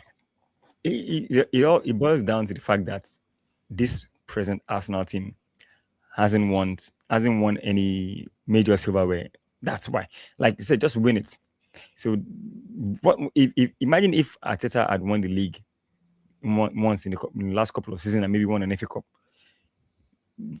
He wouldn't have said what he said, but he's still going off the fact that this Arsenal team hasn't shown him that they can go, that extra step and win. Yeah, get over the line. That's why. So I can guess. So overall, I can say fair, because we haven't won any major trophy. But then again, everybody just since last year, you've been saying, come May. May is closer than the start of the season. So in the next 3 or 4 months, everybody will know exactly how good this team is, because or not, as the case may be. Exactly. And the thing is, everybody. The proof is in the pudding, as I say. As they say, everybody's anxious. Rival fans are anxious that we might win it. We are also anxious that we might actually win it. So, yeah, I mean, a lot of people don't want us to win it, but they're afraid that we may actually win it, because the writing seems to be on the wall. Because you can see the way I do see a lot of overhyping now, and basically, the pedestals there, basically, so that they can essentially Yeah, of course, of course. You all said you were winning the quad and this, that, and the other. We never said we were winning the quad. Funny thing is, I'm not even thinking about the quad. I didn't even know where that came from. I'm not even thinking about it. The whole thing that where the media was pushing the 15 goals thing, didn't care about that either. They're not interested, not bothered about it. Couldn't care less. I don't care. Imagine this scenario. We're on 14 goals considered right now, right? Just imagine it's 14 right now because they keep hammering it in every game because they are expecting us to consider 15th goal. So they can say, at least we can beat it. It's a failure when we pass the 15 mark. Yeah. But check this out. What if by some crazy prophecy we don't consider games to the end of the season? That'd be hilarious. Crazy. It's not going to happen. It's not going to happen. That would ruin everything. Everything. The whole media would just be ruined. But the other thing as well on this, right? And I was joking earlier about the quad because I was on the stream and someone joked and said that it was the treble's on. I said, "Do you mean the quadruple's on?" He went, "Yeah, of course we're in 4," and we were clearly messing around. But the reality is, no one's ever won the quadruple before. It's highly unlikely that we win the quadruple. Brilliant if we do, but it's highly unlikely. And that's why no sensible Arsenal fan is saying anything serious about it. But yet it's still a conversation. Now, I get it's a conversation, and it's happened before with teams when you've won the League Cup and you're still in the other 3 competitions in April. You can see how that starts to become a conversation, but not in January. It's like people saying you can win the league in December. You mathematically can't win the damn thing until 24 games in, but apparently you can mathematically win it in December, and proper managers would. You can mathematically lose it. Yeah, but you can't win it. Well, technically, you can't even mathematically lose it, I suppose. But you can all but it's the same thing with the quadruple. I think anyone is seriously talking about quadruple in January. I really don't. It's just madness. But technically, when at the end of January, okay, so we can start talking about it soon because we'll be in February. I think, like you said, the only time anybody will be talking about the quadruple is if we go ahead and win the Carabao Cup. I think the finals in February, right? I think February. March now. It's late. Early March. So that's when a match is closer to the end of the. I think it's actually end of March. I think it's the 22nd. Is it that far back now? You see, so if we eventually win that, and we are still in position for the other 3 trophies, then the talk will start to come up because after March is April, after April is May. So I guess, and I don't know why did I push it so far back? It used to be very early. I think it's because of the playoff games in the. I was going to say, is it because of Europe? Champions League? Yeah, Europe. Yeah, I guess. Obviously, So you get the Champions League, and then the Europa League, and then the Conference League, and all that nonsense. So I think that's kind of why. That would make sense as to why, because you've got all those extra games there, and it's obviously a short month to start with. Yeah, so you've got home and away ties in all of them, haven't you? So not for us. Not for us, thankfully. We have skipped that little hurdle. And I saw Chelsea fans and Spurs fans basically going, "Oh, with these got a week off and this, that, and the other, and whatever." And you're like, "Well, so will you if you finish top 8. You earn the right to get the week off, or the 2 weeks off. Yeah, if you finish top 8, you'll get the week off as well. So don't complain about it." True. But I mean, you might get an FA Cup game in there somewhere. But yes. But yeah, one last thing while we're on, there's been links surfaced for Julian Alvarez to come in the summer, presumably. I've seen the link, but only the headlines. I mean, obviously, there's nothing cast iron or anything like that. It's purely at rumor stage. But I think it comes from Ornstein. I'm not entirely sure. It's just rumors. It is Ornstein. I've seen the headlines, but not the details. So I assumed, as I say, he was talking about the summer rather than now. Now, obviously, Jesus would probably go in the summer anyway. If Havertz had a setback, maybe he goes as well. I'm not entirely sure how that's going to work. I don't think it is a setback. I think it's just recycled news that's stirring the pot. But it's possible that that's the case. What's your take on that? Do we need him? Do you think he'd be a good asset? Oh, okay. So, the Alvarez news has been hovering for almost like 2 seasons now, even before we got Gyökeres. So we can't. I don't think we can get him now, or we should even go for him now because the team is already stacked in a way. So, but like you said, come end of the season, Gabriel Jesus may eventually leave. Havertz, who knows? Who even knows if Trossard is going to be here or not? I think if you lose a couple of attackers, yeah, fine, yeah. I mean, he's a good player, Premiership proven, Premiership champion. So I actually I fancy that signing, and he can also play anywhere across the forward position. So yeah, it's good. It'll be a good addition. I mean, whether it will work or not, I don't know. But for the quality of player that he is, yeah, it'll be a good addition.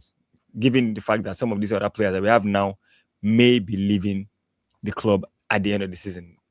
But it's not like we're desperate for him. That's just that I know. We're not desperate for I mean, the only kind of player we can be desperate for is like probably a marquee player, types of like a Rafinha, Dembele on the wings, But we're not desperate for an Alvarez kind of player right now. Yeah, I think it very much depends on who goes in the summer, right? I think he is a good sort of fit in terms of style for a Jesus or a Havertz sort of player to go there. I think whether you sign him or not, I think also depends on who else is on the market in the summer. But as you say, he's Premier League proven. He's won the title with City before, so that really helps. And Pep Guardiola's system isn't totally alien to this Mikel Arteta system. That should also allow him to settle in relatively quickly. So I don't hate it. But as you say, it's also been a rumor that's been linked with for so long that you start to wonder whether it is likely. The only thing that sort of, I think, gives credence to it is, of course, our Andrea Berta will know all about him. And it's Atletico Madrid. Exactly. So I'm certainly not against it. I think but as I say, I put the caveats on. Depends who leaves. Depends on who who's available, who else is available in the summer as well. But I certainly am not complaining if Julian Alvarez comes in. Yeah, I'm with you on that, and like you say, it depends who goes out. I still think that left wing needs sorting out. I do think that there's potential upgrades to happen there. I do wonder if that was why Eze was brought in, though, to replace Trossard. Yeah, I think so. I do. And when Gary's filling into that 10 when he comes back. Yeah, potentially. Yeah. But I also think that obviously MLS could go into midfield as well.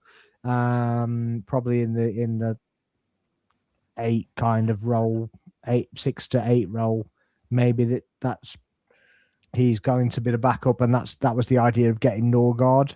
So it basically he can be there for a couple of years, and he can work to MLS being back in that position. But I don't know. His defensive strengths aren't really there for me, but attacking wise, I quite like him. But yeah, we'll have to see on that one. But yeah, I still think that left wing could be strengthened. I personally, I think that Eze needs to be further up the field.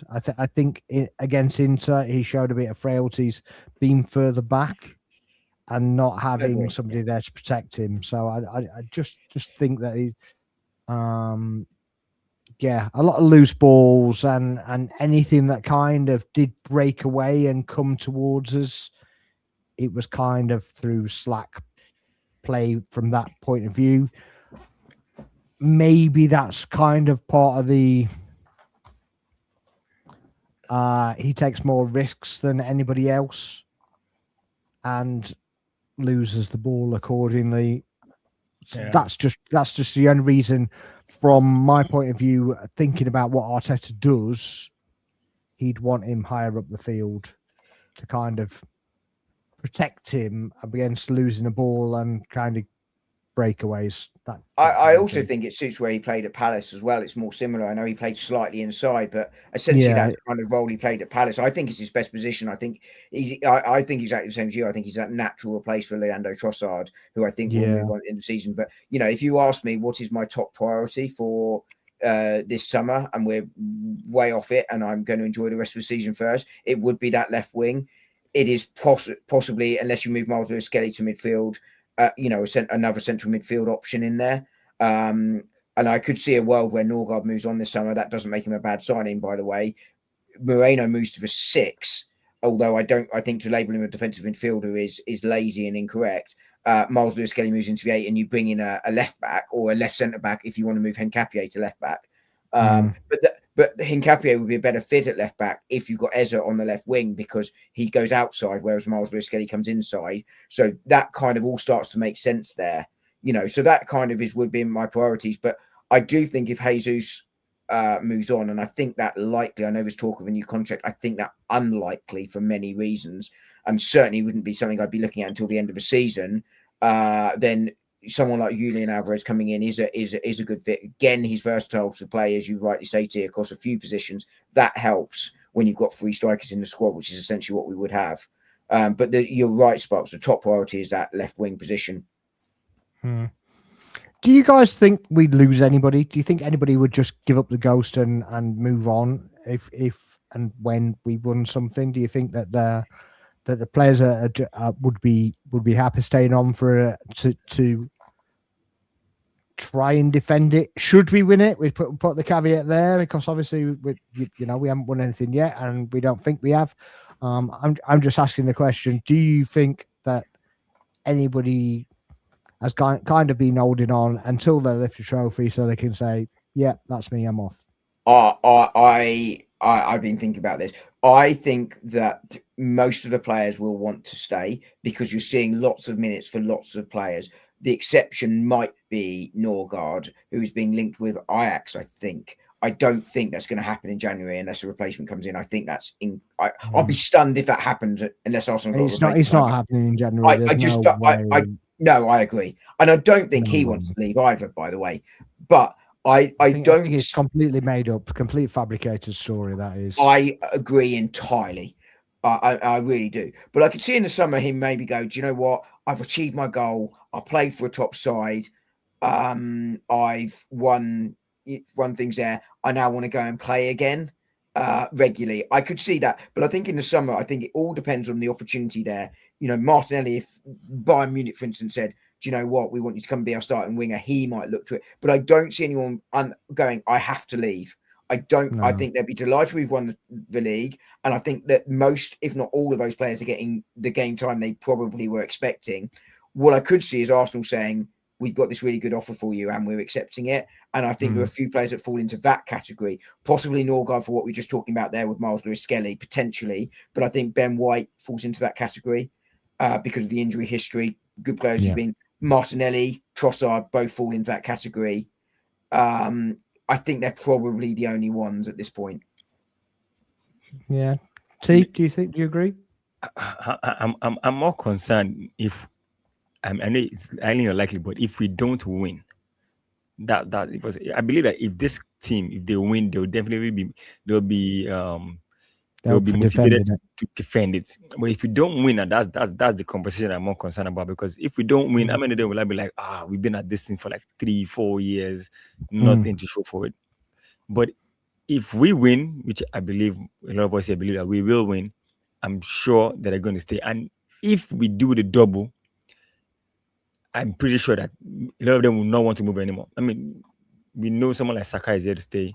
If we get to do the double, Saliba is probably going to stay. A team like Madrid will have to break the bank to sign someone like Saliba or Declan Rice. Saliba, yeah. I mean, Saliba signed up for 5 years, didn't he? So it's exactly. So yeah. I mean, yeah, like Dom said, you're not on your own, Khalid. You're not on your own, mate. Absolutely not on your own, mate. It's we throw everything in the bin. We just scrap it all. And we'll take up a Tiddlywinks channel. It's two edge of a sharp sword. If we don't win anything, we probably just have to leave this space for like a year Yeah, we have But to guess what? go into hiding and not come win, out ever. if we win the double, the ops will Yeah, have to everybody hide. else has to go and hide. So that's the thing. So there's no middle ground in this season. Yeah, If yeah, it happens, so that's the thing. So that's yeah, why they're all scared it's about to happen. That's the thing.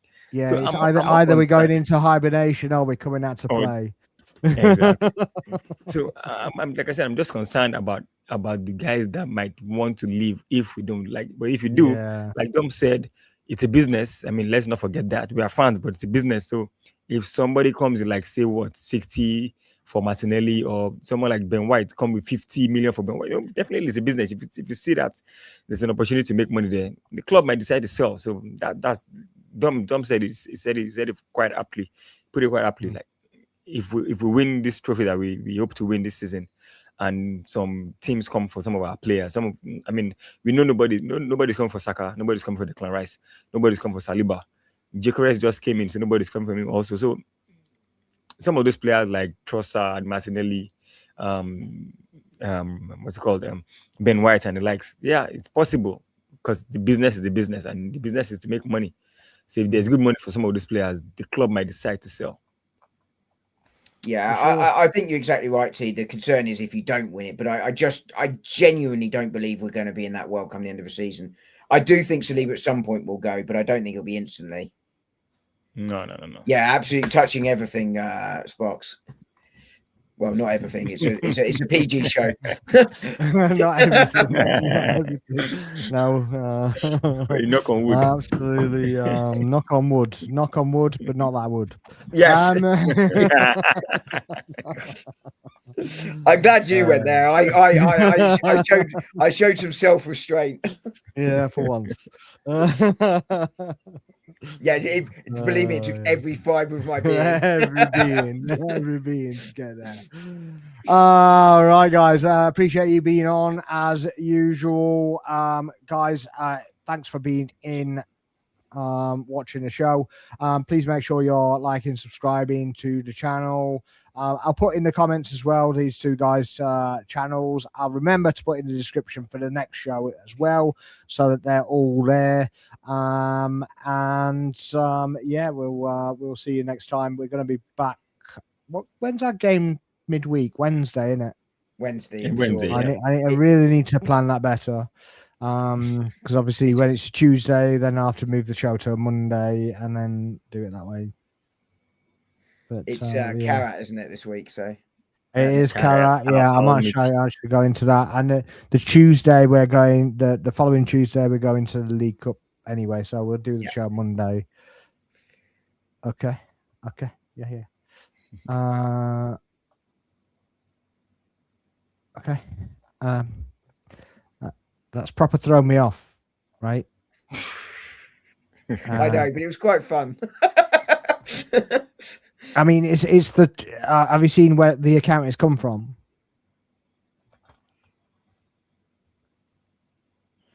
So Khalid's asking to do a prediction before we go. I want to do it. I want to get a prediction on the Wolves game before anything else. If Man City Wolves. Wolves City? Yeah, Man City Wolves. I don't see Man City dropping points. Honestly, I don't see it. Right, I'm so going you're thinking it's a Man City win, right? Okay. 2-0 Man City. I'm gonna note them down because I don't normally anyway.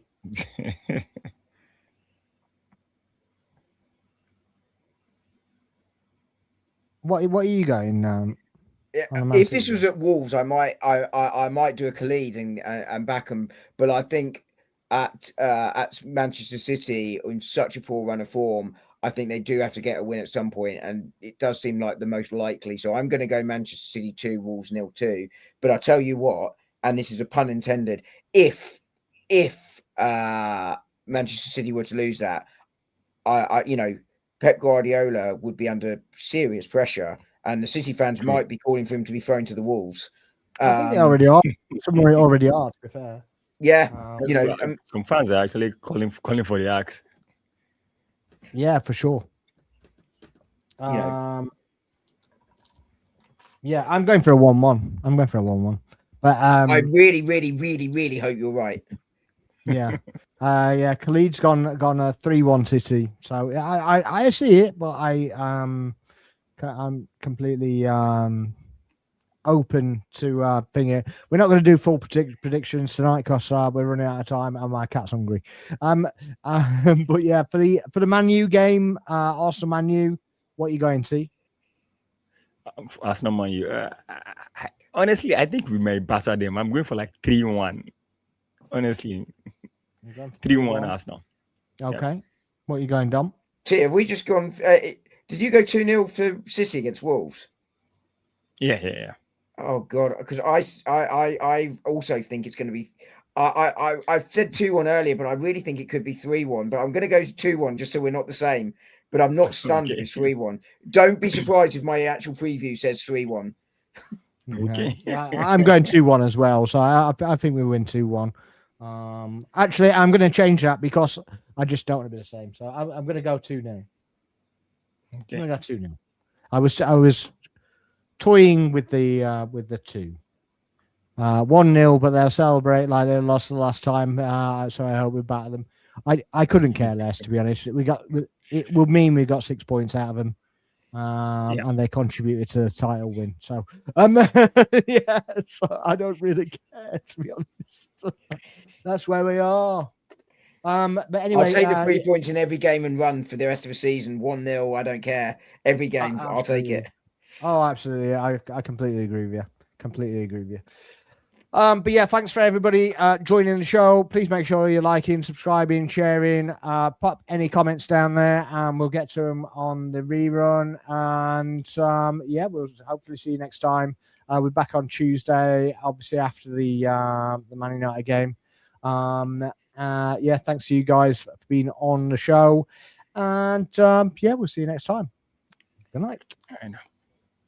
Good night.